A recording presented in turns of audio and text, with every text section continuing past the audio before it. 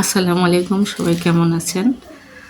আজকে আলুর দম রান্না করব। প্রথমে আলু সিদ্ধ করে নিলাম, এরপর একটা বড় কড়াই নিলাম, এর মধ্যে তেল দিয়ে দিচ্ছি, পেঁয়াজ রসুন কাটা দিয়ে দিলাম,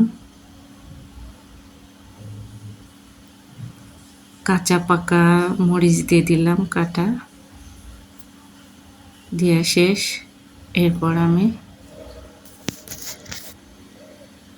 একটু নেড়ে নেব উল্টায় পাল্টায়।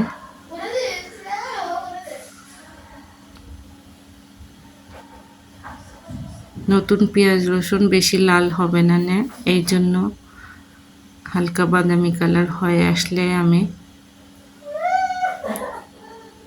মশলাগুলো মেশাবো। এই তো আমার হালকা বাদামি কালার হয়ে আসছে। এখন আমি মরিচের গুঁড়া, হলুদের গুঁড়া, ধনিয়ার গুঁড়া মিক্স করে একটু কষাই নেব। এবার একটু লবণ দিয়ে দিলাম। এরপর চ্যাটকানো আলু, সিদ্ধ আলু দিয়ে দিচ্ছি, একটু কষায় নেব। এরপর একটু পানি দিয়ে মিক্স করব। এটা একটু এবার মিক্স করব আলুর সাথে, সিদ্ধ আলুর সাথে, যাতে সুন্দরভাবে লবণ মশলা ঢুকে যায়। সেইভাবে নাড়তে থাকবো যাতে তলাতে না লেগে যায়।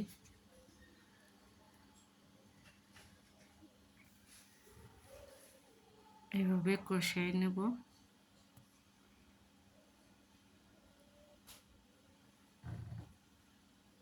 একটু সময় নিয়ে কষায় নিলে পরে লবণ ঝাল ভালোভাবে আলুর সাথে মিক্স হয়ে যায়। এর মধ্যে এরপর আমি একটা ফ্রাই প্যান নিলাম, একটু তেল দিয়ে দিলাম, পেঁয়াজ আর কাঁচামরিচ দিয়ে আমি আগে থেকে ডিম ভেঙে রেখেছিলাম, ওইটা এখন ভেজে নেব।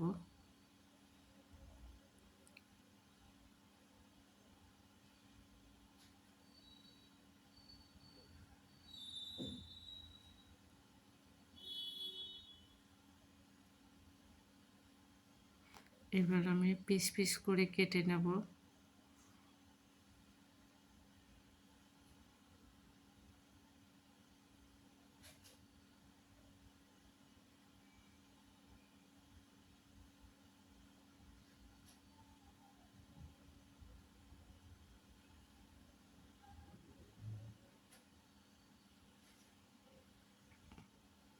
এই আলুর দমের রান্নাটা বাচ্চাদের খুব প্রিয়, এর জন্য মাঝে মধ্যে আমাকে এই রান্নাটা করতে হয়। ভাবলাম আমি আপনাদের সাথে একটু শেয়ার করে নেই রান্না করতে করতে,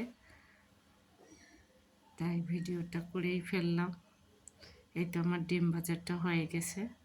এবার আমি তরকারির মধ্যে ওই ভেজে রাখা ডিমগুলো দিয়ে দেব।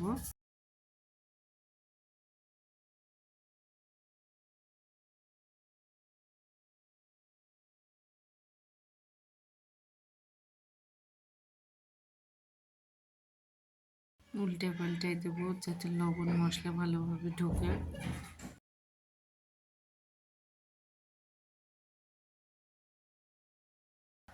এ পর্যায়ে আমি ভাজা জিরে গুঁড়োর মশলাটা দিয়ে দিলাম,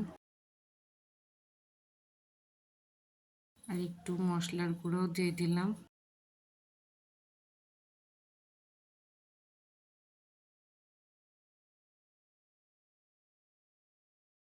আমি বেশি ঝোল রাখবো না, হালকা কষানো কষানো করেই রাখবো। তো আমার রান্নাটা প্রায় শেষের।